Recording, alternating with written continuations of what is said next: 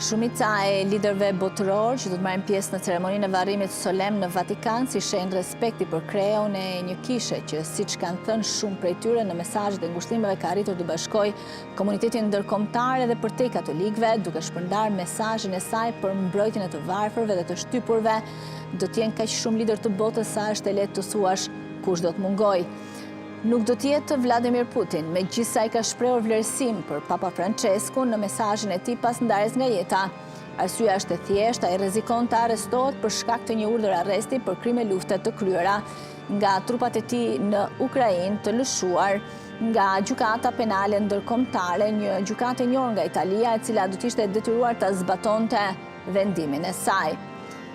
Nuk do të marrë pjesë as kryeministri izraelit Benjamin Netanyahu, i cili me një vendim të kritikuar shumë dje urdhëroi të gjitha zyrat diplomatike të shtetit hebrej jashtë vendit të fshinin një postim ngushëllimi për Franceskun.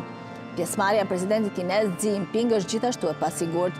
Vatikani ka pasur marrëdhënie të tensionuara me Pekinin dhe nuk do të jetë as lideri spanjoll Pedro Sánchez, i cili do të zëvendësohet nga dy zëvendës kryeministrat e tij. Do të jenë praktikisht të gjithë liderët, shumë siç konfirmoi dje ministri i Brendshëm, po vinë 170 delegacione të huaja. Në rreshtin e parë pritet të jetë Donald Trump, i cili ka njoftuar këtë në rrjetet sociale. Unë dhe Melania do të jemi në varrim. Në të vërtetë, mënyra se si e ka shpallur këtë shkakton disa ironi. Një faqe britanike satirike, Normal Island, thekson përdorimin nga ana e presidentit amerikan të shprehjes "We look forward to", ne mezi presim, që është e përshtatshme për një ftesë në darkë, një ditëlindje, një dasëm, por krejtësisht e papranueshëm për një funeral. Nga Europa do të jetë presidenti francez Emmanuel Macron. Kreu i një prej shteteve katolike më të mëdha të kontinentit. Do të jetë presidenti i Ukrainës Volodymyr Zelensky, megjithëse në Kiev shumë e kritikojnë papën për vlerësimet e tij mbi arsyet e luftës.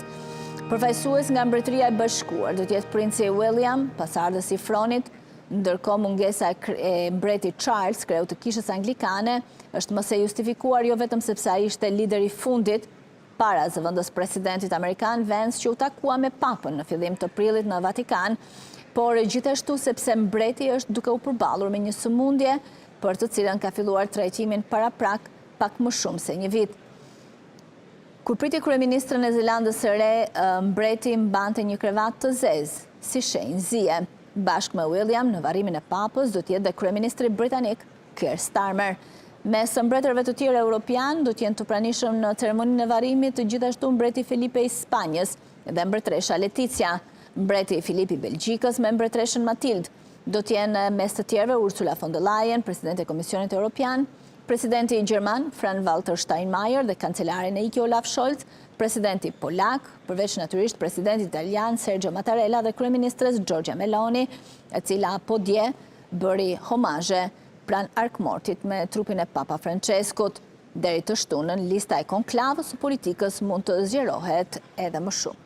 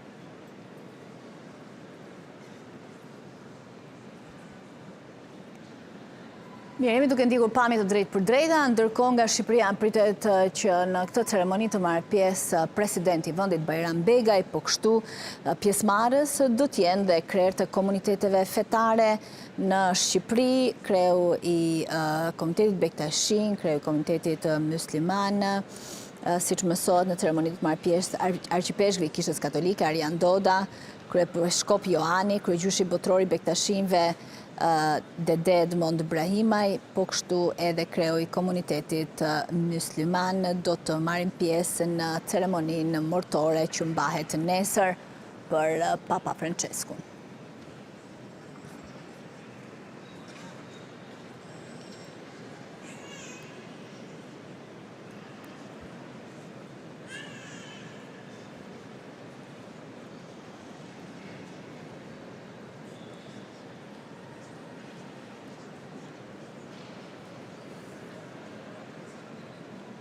Shkëputën për një hapësirë publicitare.